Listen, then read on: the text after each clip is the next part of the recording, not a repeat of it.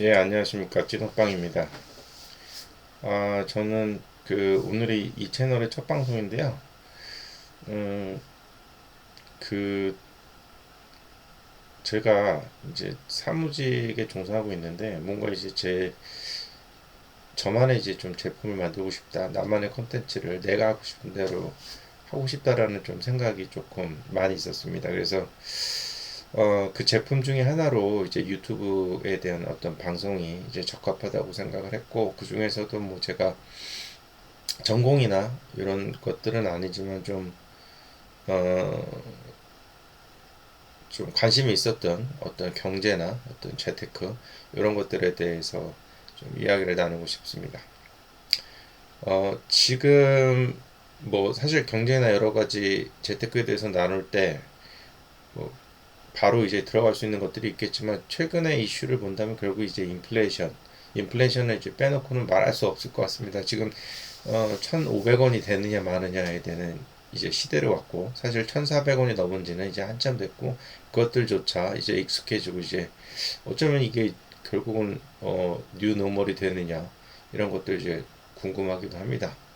사실 환율이라는 게 불과 몇 년 전에는 1,200원 물론 이제 그 IMF 때나 또 훨씬 또 내려갔을 때도 있긴 했지만 몇 년 전을 보면은 1200원 심지어 1100원대 1300원대를 이제 왔다 갔다 하고 1300원조차도 매우 높다고 이제 생각했던 때가 있는데 지금 이제 1400원대가 뉴 노멀로 되어 있습니다.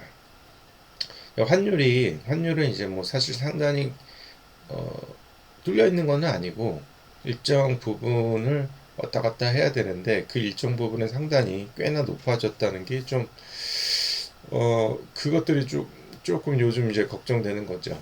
음, 뭐 사실 뭐 제가 이 걱정 때문에 인플레이션을 말씀드린 게 아니고 결국은 이런 인플레이션이 계속 어, 일어나는데 이게 뭐 또 거기에 또 가장 연관된 게 이제 환율이라는 것을 말씀드린 겁니다. 사실 인플레이션이라는 거는 뭐 돈의 가치가 떨어지는 거죠. 돈의 가치가 떨어진 것은 당연하지 않느냐라고 이제 많은 사람들이 생각을 하고 뭐 저조차도 그렇게 생각을 하고 있습니다.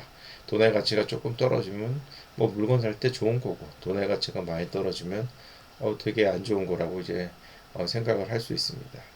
근데 우리가 뭐 식당에 가서 8천 원짜리 하던 밥이 갑자기 한 만 원으로 올랐다든지 9천 원으로 올랐을 때 이거 인플레이션에 대한 효과가 너무 많이 난 게 아니냐 해서 당황스러울 때가 있는데 만약에 우리가 이제 반대 입장에서 우리가 이제 그 돈을 받는 입장이면은 또 이제 다른 생각이 들겠죠. 결국은 우리가 접근을 할 때는 어, 우리가 뭐 비싼 거를 계속 소비한다는 그런 측면이 아닌 다른 측면으로 좀 생각을 해야 됩니다. 그게 이제 결국은 우리가 인플레이션과 화폐 가치 하락에 대한 것을 해지할 수 있는 방어할 수 있는 이제 투자를 해야 되는데요. 뭐 투자를 할 때 이제 뭐 가장 좋은 거는 일반적인 방법은 주식과 또 국내에서는 사실 이 좁은 땅덩어리에서 가장 유용한 것 중에 하나가 이제 부동산이라고 생각합니다. 주식은 사실 뭐 ETF 중심으로 하면 될 것 같고요. 그게 이제 뭐 저를 포함해서 모든 사람의 일반적인 상황이라고 할 것 같습니다. 뭐그 중에서도 어느 정도 많은 비중을 ETF 중에서도 미국 ETF 뭐 시장에 대한 시장 자체를 움직이는 ETF라고 볼 수 있죠. S&P 500 같은 거를 한다면 아주 욕심을 많이 내지 않는다면 복리 효과로 인해서 큰 수익을 나중에 안정적으로 벌 수 있고 생활을 안정적으로 할 수 있을 것입니다. 부동산은 뭐 여러 사람들이 뭐 부동산을 사거나 뭐 사는 거에 대해서 그쪽 방향으로 생각하시는 분들도 있고 안 사시는 분들도 뭐 있겠지만 제가 생각할 때는 어쨌든 우리는 주거비를 내야 하는 그런 상황에 속해 있습니다. 지금 이제 반전세가 요즘은 이제 많이 임대 시장에 드러나고 있는데요. 지금 월세 150만 원을 내던 거를 3년에서 3년 후에는 250만 원을 낼 수도 있고 이런 것들이 있다면 결국 그 주거비가 이제 증가하게 되는 건데요.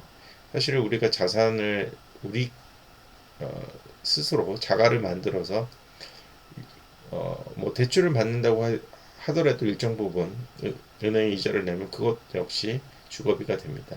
그런데 만약에 어느 일정 시점에 있어서 주거비가 월세나 이런 전세 이자에 대한 주거비가 내가 과거에 이 집을 샀을 때의 어떤 대출 이자보다도 이자 원금보다도 이제 많아지게 됐을 경우 그때를 생각하면 결국은 이제 집을 사는 게 어느 정도 좋은 선택이지 않을까 개인적으로는 생각하고 있습니다.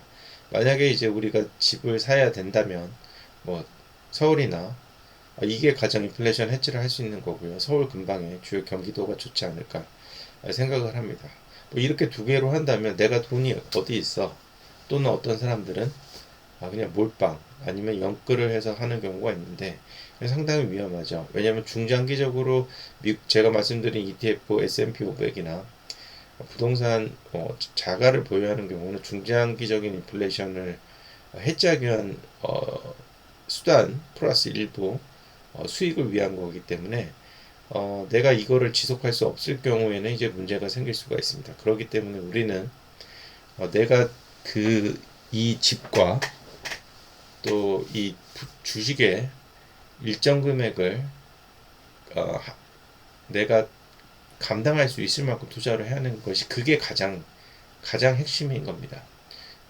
어떤 분은 이렇게 조금씩 모아서 언제 큰 돈이 돼? 라고 하더라도 그게 내 수준이면 그렇게 해야 할 것이고 어떤 분은 그래도 조금 더 무리해서 하겠다 라고 하는 것도 뭐 어느 정도까지는 크게 문제지 않습니다.